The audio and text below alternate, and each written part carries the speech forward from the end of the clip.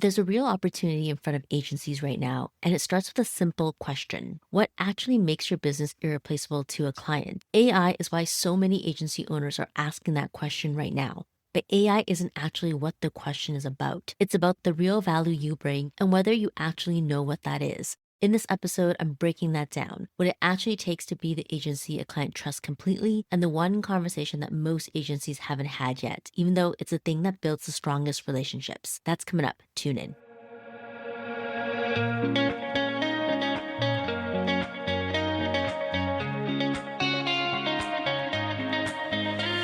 Welcome to the Small But Mighty Agency podcast. Growing a boutique agency can feel like you're always the underdog, competing against bigger shops with bigger budget. But small agencies aren't the underdogs, you're the upgrade. Here on this podcast, I'll help you see your size as the advantage it actually is and build a business that's profitable, sustainable, and doesn't depend on you to keep running. I'm your host, Audrey Joy Kwan. I've worked behind the scenes of multiple seven-figure agencies, coached and consulted with more than 180 agency owners, and supported an agency owner through a successful sale and exit. I'm also the founder of Agency Together, a community where boutique agency owners build the collaborations and strategic partnerships to help them grow. Here on the podcast, you'll get real-world insights and practical ideas to help you work less, earn more, and grow without burning out.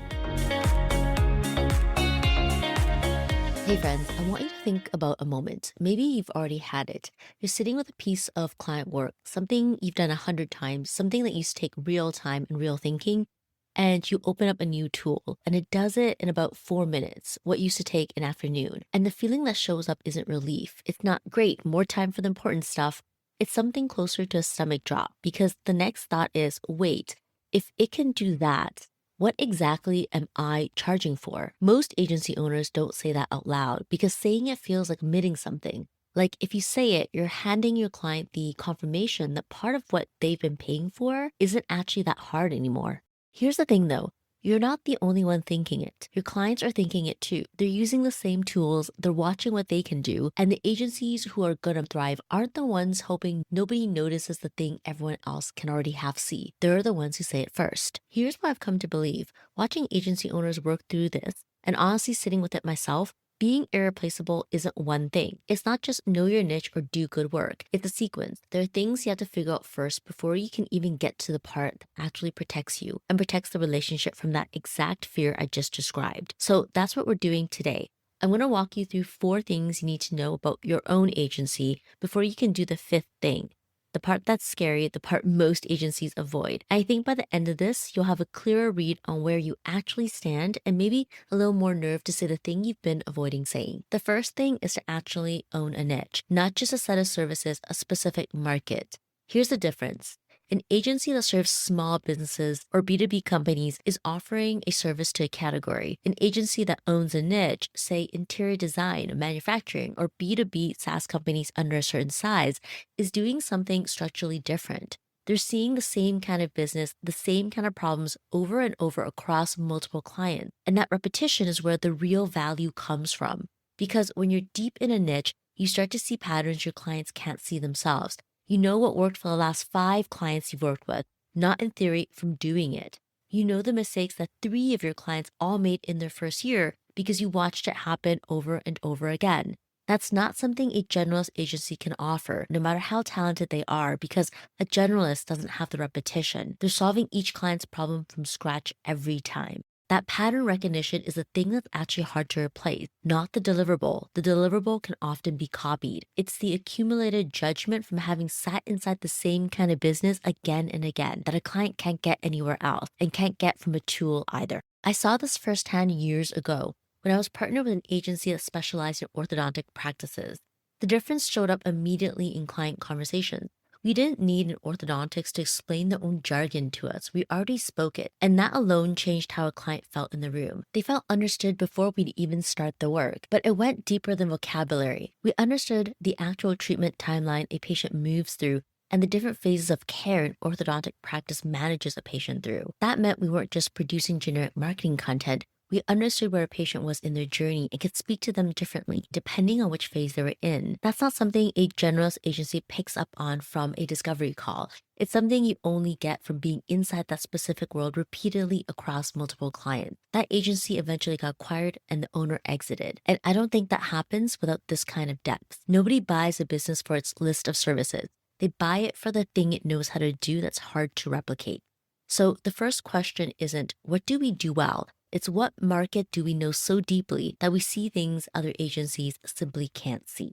The second thing you need is a point of view, not a list of services, an actual stance. This means having an opinion about your industry that's yours, a forecast about where things are headed, a belief about what's working and what's about to stop working that you're willing to put your name on. Not vague optimism, not we think AI is changing things. Everyone says that. An actual position, something specific enough that someone could disagree with. This is what separates an agency people can describe from an agency that just sort of blends into all the others doing similar work. When you own an idea, when you're the one who's been saying out loud publicly for a while that a certain approach is dying or a certain shift is coming, you're not just delivering a service anymore. You're carving out territory that's yours. Nobody else can occupy that exact position because you're the one who staked it out first and kept saying it. So the question here isn't, what do we believe privately about where this industry is going? It's, what are we willing to say out loud, put our name on, and defend even before everyone else agrees with us? The third thing is separate from having a point of view, and it's harder. It's the willingness to actually say hard things to a client in the room when it matters. This isn't about being difficult or contrarian just to seem sharp. Nobody respects an agency that pushes back on everything as a habit. That's just noise, and clients can tell the difference between someone who's actually thinking and someone who's performing being tough. What this is about is something different. You've spent real time in your niche, you've built a point of view from actually understanding the industry, and because of that, you sometimes see something the client can't see from where they're standing. When that happens, you say it, even if it complicates the meeting, even if it's not what they want to hear that day. Here's why this matters so much. A vendor takes the client's plan and executes it, no matter what they privately think about it. That's safe, and it's also exactly what makes them replaceable. Because taking direction well is something a lot of people and increasingly a lot of tools can do. What a vendor won't do is stop the meeting and say, I don't think this is gonna work, and here's why based on what I've actually seen. That single moment, saying the hard, true thing instead of the easy, agreeable thing, is one of the clearest signals to a client that they're not just paying for execution, they're paying for judgment. And to be clear, this isn't the same in every relationship or every moment. Some clients are earlier with you and still deciding if they trust your read on things, and they want that challenge. Others have been with you long enough that you've already built the plan together. And what they need in that season is disciplined execution of what you agreed on, not a fresh challenge every single time. Reading where you are in the relationship matters, but the willingness has to exist underneath it. If you're never willing to say the hard, true thing, no matter how good your industry read is, you're still just executing.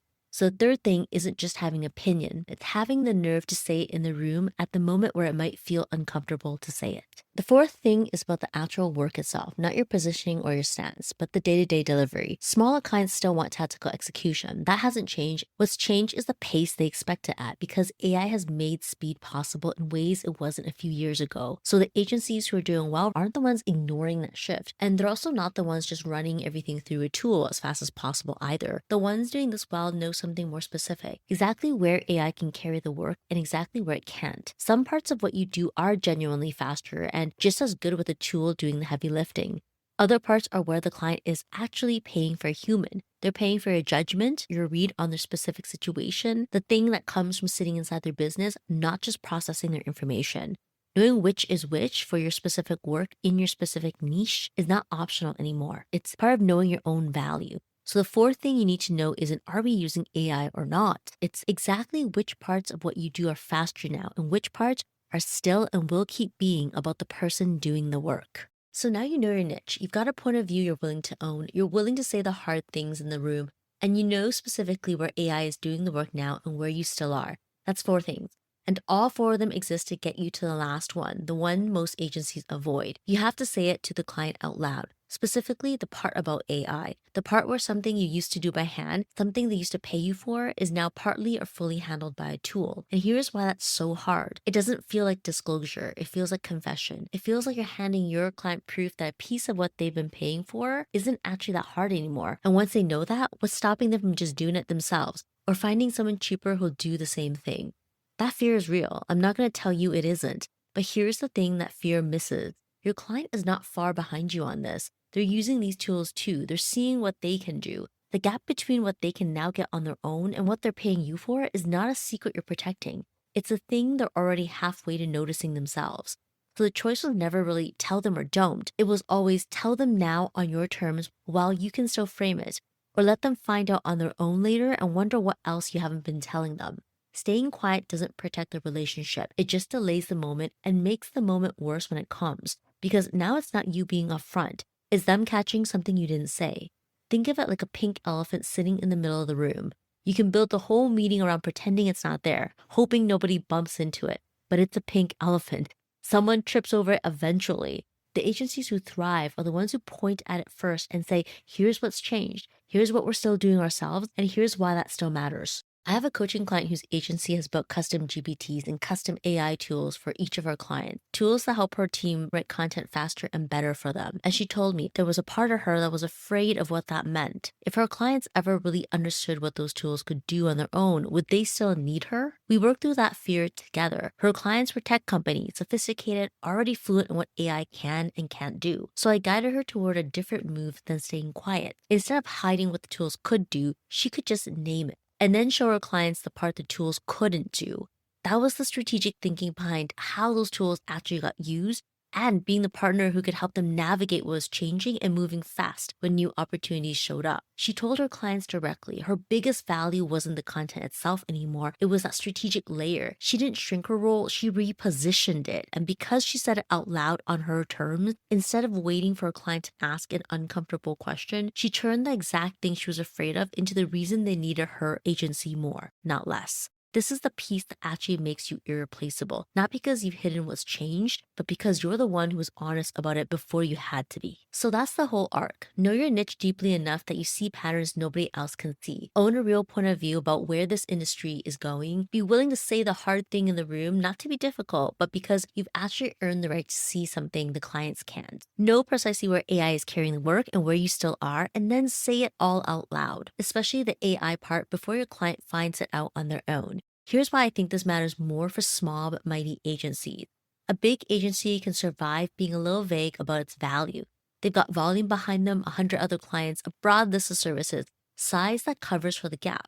If one client feels unsure what makes them different, there are 99 others who haven't asked. A small agency doesn't have that cushion.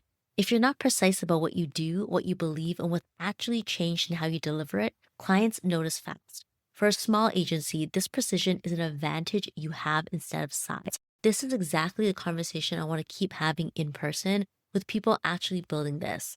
On August 6th, we're doing the Strategic Partnership Mixer. It's a virtual event, and the roundtable theme is this exact question.